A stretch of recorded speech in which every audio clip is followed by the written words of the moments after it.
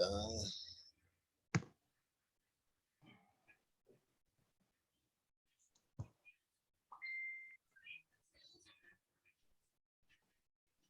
o que é isso aqui, meu Deus? Tá doido?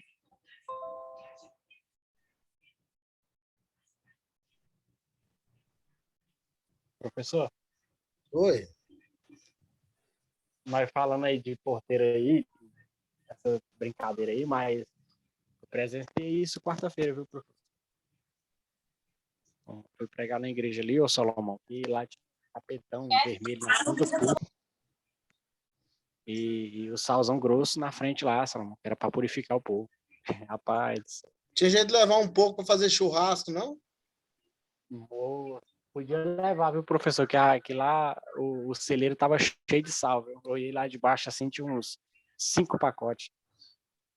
Meus queridos, nós vamos ter a primeira aula prática hoje de delimitação de texto. Quando você vai escolher um texto para interpretar ou para pregar, você precisa saber delimitá-lo.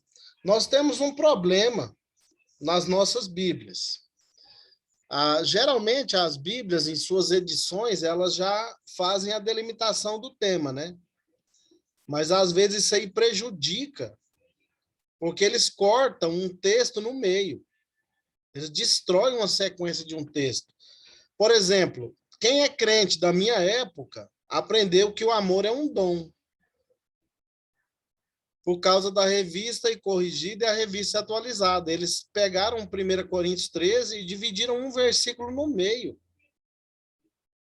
Buscai com zelo os melhores dons. Aí dividiu o versículo no meio, colocou um título em negrito, o amor é o dom supremo.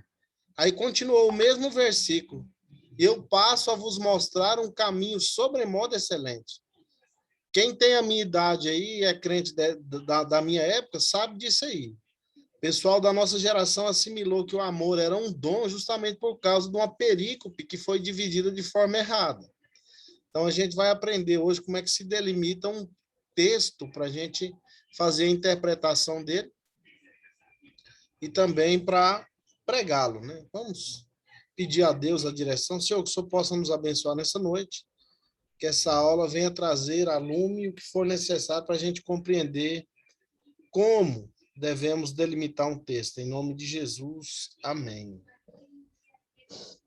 Então, geralmente, esse trecho do texto que a gente vai pregar, ele se chama perícope. É necessário saber delimitar um tema para você não ficar pregando fora do assunto. Então, delimitar o texto significa determinar os limites da passagem, identificando a unidade do pensamento. O resultado desta delimitação chama-se perícope. Em geral, as Bíblias já trazem as divisões dos textos em perícopes, embora o texto original não os contenha. Muitas vezes essas divisões são felizes, em outras tantas, entretanto, o trabalho editorial dos tradutores incorre em dois tipos de erros.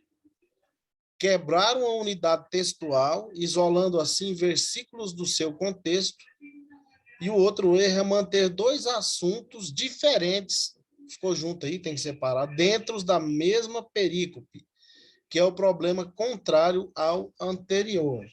Então, olha só, tem textos que foram divididos nas Bíblias, nas versões revista e corrigida, revista e atualizada, NVI, e assim sucessivamente, de forma incorreta. E muitas vezes as pessoas que são leigas, né, elas seguem rigorosamente. Tem gente que vai fazer leitura de salmo na igreja, eles leem até os títulos lá em negritos, né? Porque eles acham que aquilo ali faz parte da escritura. Então, tem textos que são divididos corretamente e outros não. Quem de vocês usa a Bíblia revista e atualizada? Tem alguém que usa? Ou tem ela aí? Eu tenho. Pega aí a revista atualizada e abre Marcos 8. Marcos 8, qual versículo? Marcos capítulo 8. Vamos ver aqui do verso 14 em diante. Do verso, Do verso 10 em diante, ele não vai ler, não. Eu só vou mostrar para você como é que está a divisão aqui na Bíblia. Na Partir de qual versículo? revista, na 14.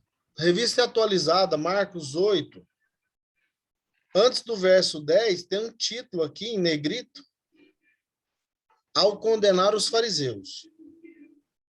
Antes do verso 14, eles já fizeram outra divisão. Em seus preceitos sobre o fermento. Sim. E lá no versículo 22, antes dele, eles fizeram outra divisão. E, na verdade, esse texto, para ser uma perícope, para ser interpretado ou pregado, do versículo 10 até o versículo 26, é uma unidade composta. Então, a revista atualizada dividiu um texto que deveria ser usado do verso 10 até o 26 em 3 partes. Professor, a NVI está do mesmo jeito, viu? Então, e esse texto, quando você vai ler esse texto aí, Salomão, você vai perceber que é um contexto só. Jesus, ele sai da multiplicação de pães, a segunda entra num barco, chega até uma cidade, aí ele começa a ver os discípulos brigando por causa de um pão, e ele vai dar uma lição de moral neles, para eles relembrarem as multiplicações de pães. Aí lá no versículo 22, Jesus cura um cego em Betsaida em 2 toques. Na Bíblia inteira, Jesus só cura pessoas em 2 toques 2 vezes. Um é aí em João 9, lá quando ele cura outro cego, que ele cospe no chão, faz aquele lodo, passa no olho do cara e manda o cara ir se lavar no tanque de Betesda. Então, são 2 milagres de Jesus em 2 tempos. Agora aqui em Siloé, tá? perdão, valeu, é isso mesmo. Então, aqui no texto de Lucas, Jesus cura o cego lá em Betsaida de uma forma diferente, para mostrar para os discípulos o que estava acontecendo com eles. Aí, quando a Bíblia faz essas divisões erradas aí, ela tira a possibilidade de quem é leigo de interpretar corretamente o texto. Então, a gente precisa aprender a dividir o texto que vai ser pregado. Primeiro, para interpretar ele, considerar o contexto direitinho, e depois para você saber como aplicar e fazer a aplicação dele. O Aels Vitorino fez uma pregação esses dias aí que ele usou a perícope de maneira correta. Ele mandou para mim o texto aqui para eu avaliar para ele de Ageu, e ele fez a divisão certinha do texto. Então, já é uma noção que ele tem, isso é importante.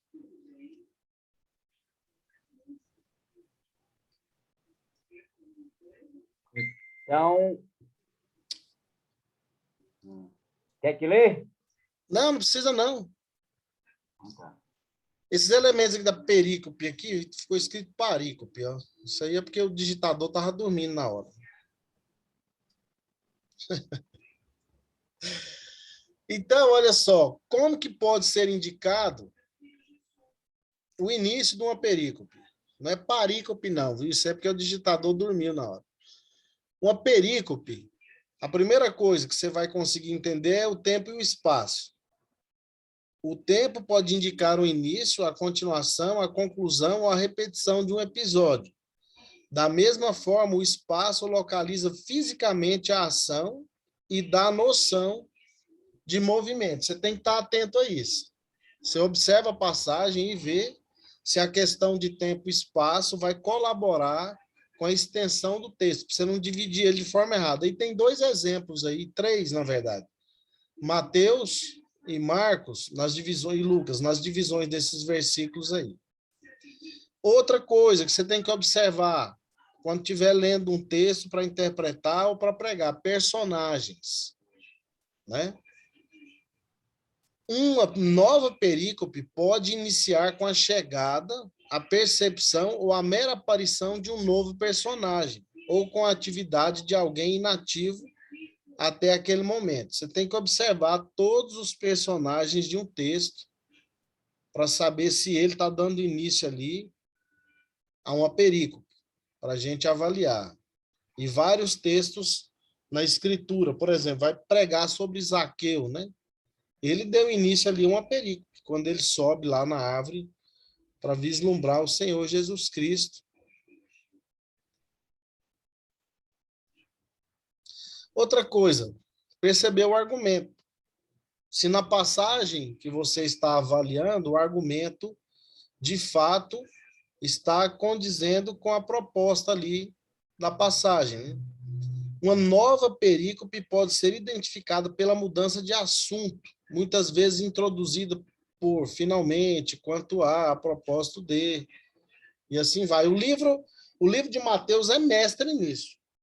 O livro de Mateus é um dos livros mais didáticos para você conseguir identificar essas perícopes. Inclusive, eu estou lendo o livro de Mateus. Levi, quando escreveu esse texto aqui, ele deu as dicas certinhas.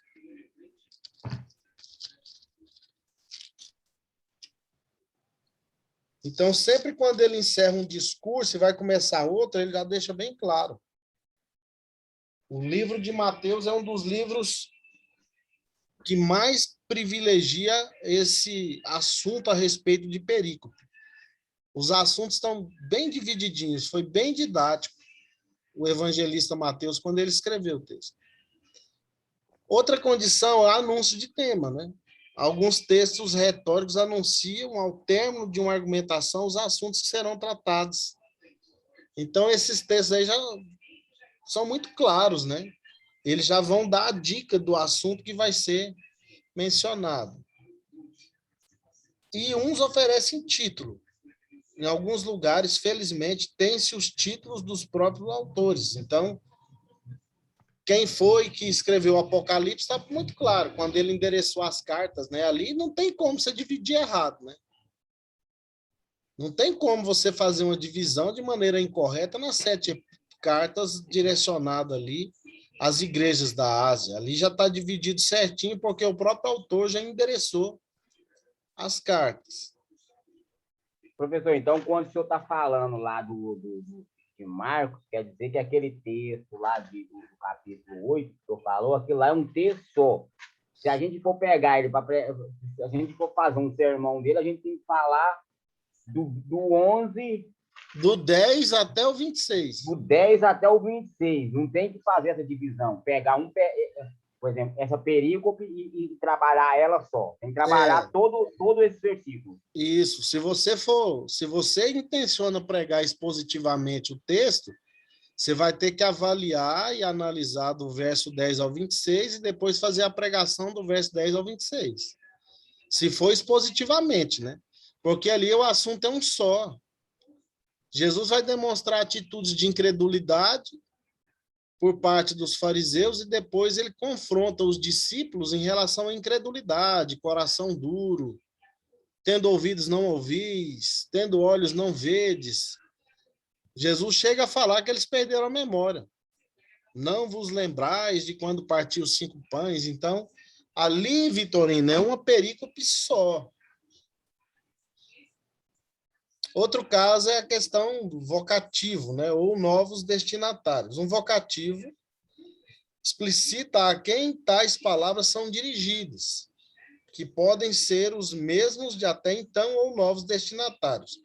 Geralmente, esses textos também são bem claros. Você consegue perceber através da leitura quando é mencionada uma vocação dessa, onde os destinatários são claramente mencionados no texto. Outra questão é a introdução ao recurso. Não recebeu o Cearle aqui na sala de aula. Deve ter... A chuva atrapalhou ele. A introdução ao recurso. Quando o próprio texto introduz a fala de um novo personagem. Então, a partir de hoje, a gente vai começar a fazer um tipo de leitura diferente da escritura.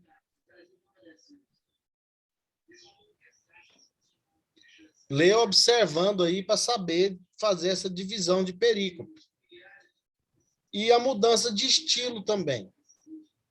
Pode acontecer passando de um discurso para uma narrativa, da prosa para a poesia, ou da poesia para a prosa, e assim sucessivamente. Então, você tem que estar atento agora. Tenta ler a Bíblia sem usar a divisão que os editores fizeram nela. Tenta ler sem. Tenta você mesmo fazer essa divisão. No caso que eu mencionei no início da aula lá de de 1 Coríntios foi um negócio absurdo. Eu não sei se a Bíblia de vocês é dividida assim. Abre em 1 Coríntios 13, todo mundo que tiver com a Bíblia aí.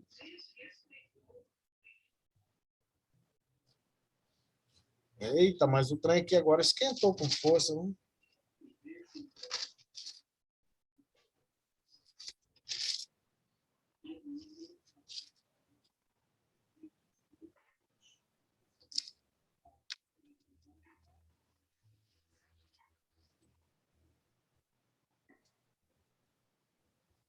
É o final do 12, na verdade.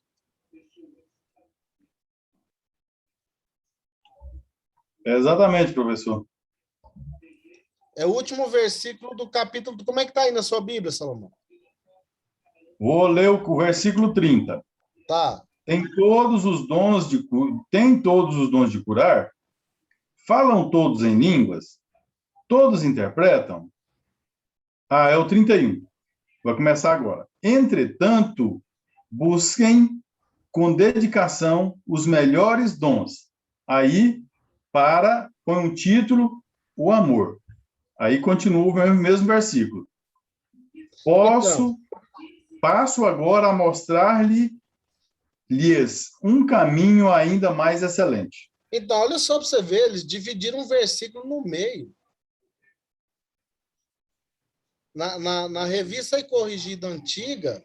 Está na NVI, eu estou na NVI. Pois é, na revista e corrigida antiga e na revista atualizada mais antiga, entre esse versículo, no meio tem assim, depois da leitura que foi feita, né? Entretanto, procurai com zelo os melhores dons. Aí corta o versículo no meio, põe lá, o amor é o dom supremo. Aí continua a leitura, e eu passo a vos mostrar um caminho sobremodo excelente. Então, que infelicidade foi essa divisão que fizeram... Está do mesmo jeito, né, professor? Hã? A King James está dividida da mesma forma. Então, que divisão esdrúxula, né? Cortou um versículo no meio. Isso aí fez a minha geração de crente entender que o amor era dom. Se o amor for um dom, não posso cobrar ninguém de amar ninguém. Pelo que o texto mostra aí, o amor é um caminho. Busca com zelo os dons, e eu vou te mostrar um caminho sobremodo excelente. O amor é um caminho a ser seguido, então você tem que tomar uma posição, né? Então, quer dizer que o amor não é um dom. Não, ué. Eu sou da sua geração, eu aprendi assim. Aprendeu assim também? O amor é um atributo de Deus, faz parte da Imago Dei. Né? Porque para o ser humano também é um atributo comunicável, né? Agora, falar que amor é dom, se amor for dom, a gente não pode cobrar ninguém de amar ninguém. Ninguém tem todos os dons, né? Então, e a mudança de estilo aí, ela aparece várias vezes na escritura. Por exemplo, tem textos que Jesus está tratando de alguma coisa, ele começa a falar por parábolas, ele vai mudando de assunto, e muita gente coloca isso tudo dentro de um pacote só e quer pregar, né? Você tem que dividir ali as parábolas. A parábola já começa do jeito certinho e termina. Quando a parábola seguinte tem a ver com o assunto, você ainda pode arriscar em colocar ela no meio. Agora, tem textos que não tem como você continuar, porque mudou o estilo completamente da narrativa. Então, a partir de hoje, a gente vai fazer leitura bíblica, observando direitinho essas divisões aí, para a gente mesmo fazer, conforme o contexto. Professor, Oi. tem um exemplo contrário que eu vejo assim a respeito das parábolas. Na verdade, é quando as pessoas olham isoladamente as parábolas e não veem o contexto em que elas estão, que é o caso das 3 parábolas lá do caso de Lucas 15, né? No Certo. caso é o filho pródigo, a da dracma perdida e da ovelha perdida. Às vezes, quem lê aquilo ali sem entender o que estava acontecendo antes, não é que a pessoa não vai entender A nada parábola da em história, si, nada né? do que vai acontecer. Mas talvez perca, eu acho que o principal que estava querendo ser dito ali, no caso era a questão de que todas as pessoas que encontraram alguma coisa ali, elas se alegraram E era aquilo que Jesus estava tentando falar para os fariseus, né? Tipo, eu estou me alegrando aqui, vocês estão querendo cortar meu barato. Meu barato. Estão querendo cortar minha alegria aqui. Justamente. Então, eu vejo que pela falta de analisar todo esse conjunto, as pessoas perdem informação também, né? Então, é o que eu estou propondo, para a gente, a partir de agora, começar a fazer a leitura dos textos e fazer a divisão de acordo com o contexto. E muitas Professor, vezes... Oi. não é sendo pessimista, não, mas eu acho que nós, tipo aí, eu e alguns outros aí, assim, já mais tempo de crente, vai ter dificuldade, porque eu acho que a gente já está meio viciado nisso aí. Mas a gente tem que estar disposto a mudar, né, Salomão? A gente vai ter que... eu proponho me mudar, só que eu acho que não vai ser fácil, não. Não é vai ser fácil. difícil. Geralmente não é fácil. Eu costumo procurar fazer a minha leitura devocional, Salomão, nas biblinhas bem simplesinhas, sabe? Justamente para não ser influenciado com nota de rodapé, não ser influenciado com essas coisas. E quando eu estou lendo com atenção e percebo uma divisão errada, eu anoto de caneta. Minha Bíblia, quem abrir minha Bíblia vai ver. Quem achar minha Bíblia vira um pregador, sabe? Que eu anoto tudo. A minha Bíblia é toda escrita. Nós somos totalmente o contrário. Minha Bíblia não tem um risco. Sério? Nossa, As minhas Bíblias não têm um risco. Não, a minha Bíblia é toda anotada. A minha também. A minha é o risco, desrisco. A minha é toda marcada. E cada um também tem seu estilo, né? A gente não tem que querer fazer alguém fazer como a gente faz. O negócio é que essa percepção de contexto ela é muito importante. Esse problema que o Kaique levantou aí, ele é recorrente, né? As pessoas deixam de captar a informação necessária no texto porque não se atém ao contexto. Então, a gente precisa saber quando começa, mas também precisa saber quando termina. Eu conheço gente que começa as coisas muito bem e não consegue terminar, né? Então, se você não souber também aonde a perícope termina, você vai ficar perdido. Então, por sua vez, os elementos que indicam o término de uma perícope são personagens. A gente viu que personagens também determinam o começo e determinam também o fim, né? O número de personagens pode ser multiplicado, obscurecendo o foco, ou mesmo reduzido, provocando uma mudança de focalização. Quando você perceber que apareceu um novo grupo, que não tem nada a ver com a história, é a hora de parar por ali a perícope. Da mesma forma que o espaço determina o início, ele também determina o fim. Uma narrativa pode ficar desfocada quando há um deslocamento do tipo partida ou uma extensão. O tempo, da mesma forma, pode acontecer uma expansão do tempo que dispersa a nossa atenção e o chamado tempo terminal, no qual o autor dá a narrativa por concluída. O próprio autor já concluiu e a gente quer continuar insistindo na perícope. E outra coisa é a ação do tipo partida. Normalmente, o personagem central sai de cena, separando-se dos demais. Então, se você estava tratando de um personagem e ele sai de cena, implica dizer que a perícope terminou também, né? Então, pregações em cima de personagens são maravilhosas. Só que você tem que saber quando começar e quando terminar, né?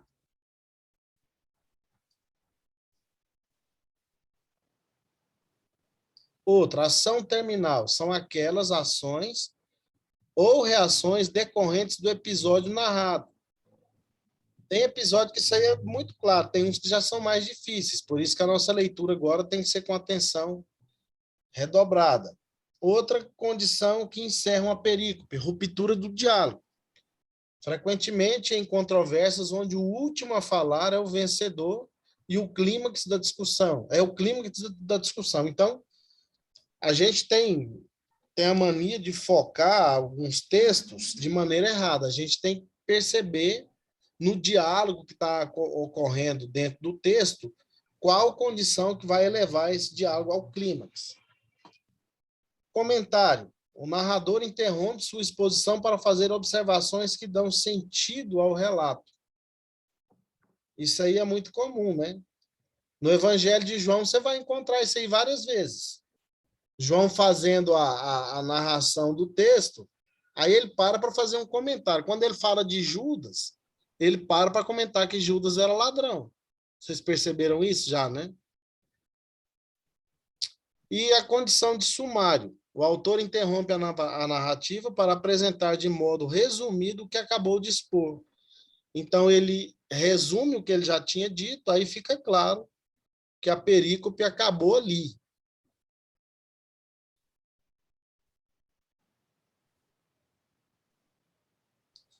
Então, alguns dos elementos que podem aparecer no corpo de uma perícope. Ação aparece como núcleo de uma perícope, numa narrativa, com indicações de tempo, espaço e personagens. Vai voltar na mesma condição. Essa aí é muito importante, é o campo semântico. Grupo de palavras cujos significados estão relacionados por terem uma referência comum. Por exemplo, aí tem um exemplo da condição do sacrifício no Antigo Testamento. Aí você está avaliando um texto que fala de sacrifício, aí ele vai falar de lenha, de fogo, de ferramenta para abater o animal, de altar, o próprio animal. Então, fica mais fácil de você perceber que isso aí está correlacionado, porque uma condição completa a outra. E a intercalação, a ação iniciada é interrompida para ser retomada mais à frente. Temos como consequência um episódio dentro do episódio, como se fosse um sanduíche lá no meio, né? Então, um episódio fica ali no meio e depois ele volta a ser apresentado na sequência da narrativa. Professor, Oi. tipo a cura da mulher, da filha de Jairo, Isso. Jesus sai para curar a filha de Jairo, aí ele abre um parênteses lá dentro, acontece todo aquele episódio da mulher hemorrágica. Isso. É tipo isso aí. Você captou perfeitamente. Eu ia até mencionar esse exemplo. Perfeitamente.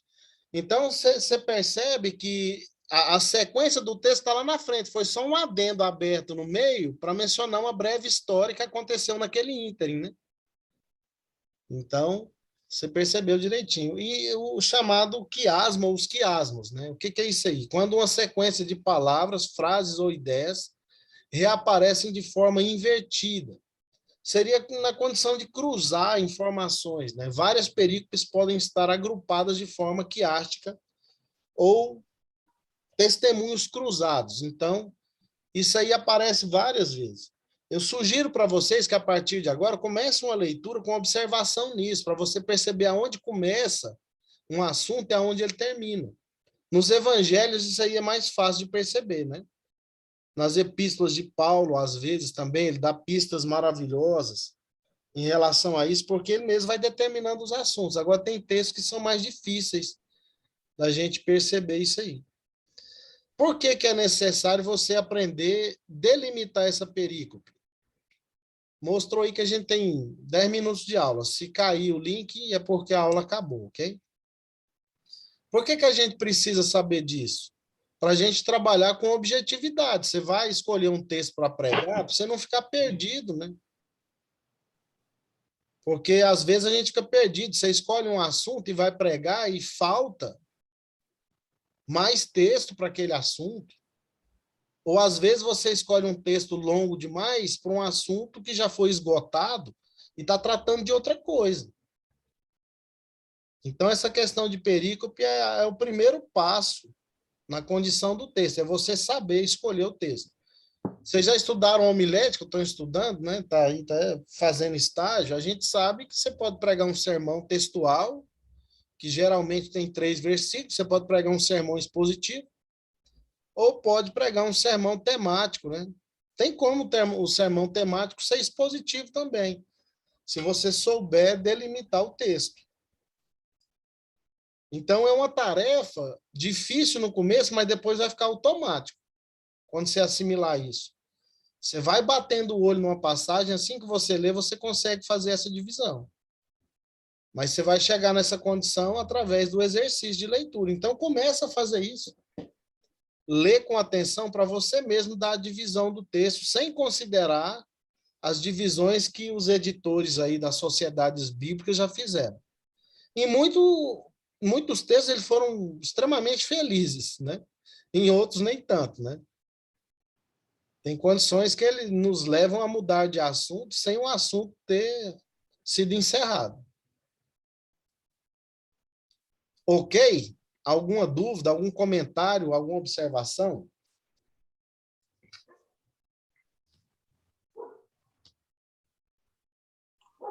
Em Eu quero relação perguntar a... para o Aelso Vitorino. Hã? Ô, Aelso, Hã? você utilizou um pouco daquele texto que eu te mandei? Algumas De Ageu? ideias. Algumas Ok. ideias. Já serviu, hein? Ué. Mas deixa eu te falar, deixa eu perguntar para você, em relação a pergunta é sobre em relação a N1 mesmo. Vai ficar para a próxima semana ou vai esperar mais um pouco? Não, ó, eu vou fazer com vocês algo bem tranquilo, que eu sei que vocês estão atarefados aí ao extremo, né? Você não está entendendo. Você não, Eu sei disso. Então, o que eu vou fazer? Eu preciso prestar conta para a instituição, eu tenho que postar, né, uma prova lá, uma avaliação, mas a nossa avaliação vai ser prática. Pode ficar tranquilo. Eu já vou passar já uma tarefinha para vocês escolherem qualquer texto, em qualquer lugar da Escritura do Novo Testamento, que é a nossa matéria do Novo Testamento. Em qualquer, seja no Evangelho, nas epístolas, nas cartas gerais, você vai escolher um texto e você vai fazer a delimitação dele para mim. Não, 2 textos, que um é muito pouco, né? 2 textos você vai dividir certinho, ó, começa aqui e termina aqui, e procura dar um título para isso. Você mesmo escolher um título que vai delimitar o assunto da passagem. Combinado? Todo mundo combinado aí, né? Vocês estão com o microfone desligado, mas faz um joinha aí. Beleza, professor. Então, tá ok. Aí, assim que vocês tiverem isso aí, é só mandar no meu privado. Fala, ó, passagem de tal lugar a tal lugar, o título é esse. Aí eu vou ler de um por um, vou conferir certinho se vocês fizeram a coisa do jeito certo. Essa aula tá gravada, né? Tá.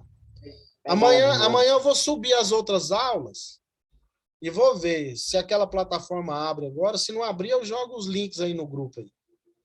A plataforma nós já largamos de mão. Que amanhã é o dia de eu subir as aulas. Eu vou subir as aulas de todas as disciplinas. De vocês, eu acho que tem mais umas 4 para subir. Vou subir as aulas e jogar no YouTube. Se na plataforma não abrir, eu jogo o link aqui no grupo. Beleza? Beleza. Então, meus queridos, um grande abraço. Que o Senhor possa nos dar uma chuva mais tranquila do que aquela que teve lá, para aquele lado que carregou até geladeira, né? Deus nos livre. Meus queridos, ó, bom final de semana para todos. Quem for pregar ou for ministrar estudo na escola dominical, que a graça e a misericórdia do Senhor esteja sobre vocês e que Deus possa usá-los de maneira sobrenatural. Em pé. Amém. Em pé.